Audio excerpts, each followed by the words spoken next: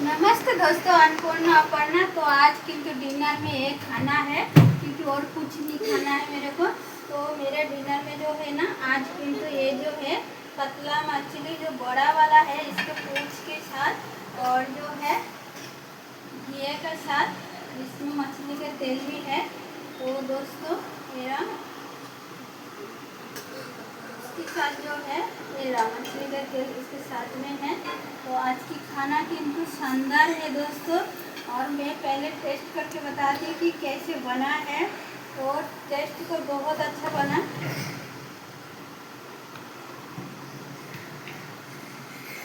बहुत ज़्यादा टेस्टी है दोस्तों, बहुत ज़्यादा। और ये जो है ना, ये मछली है ना, बहुत अच्छा था। बड़ा वाला जो कतला है ना, बहुत ही अच्छा है। तो दोस्तों आप भी इसी तरह खाना, हेल्दी खाना है घिया के साथ, वो भी देसी घिया। तो यूँ बदमाशी करे पीछे से। और বন্ধুরা তুমি भी এইভাবে ট্রাই করে নিও, রেসিপিটা খুব সুন্দর, খুব ভালো, ঠিক আছে। তো দোস্ত বিকেলে বাই। তো বন্ধুরা এখনকার জন্য বাই বাই, টাটা, ঠিক আছে, থ্যাংক ইউ।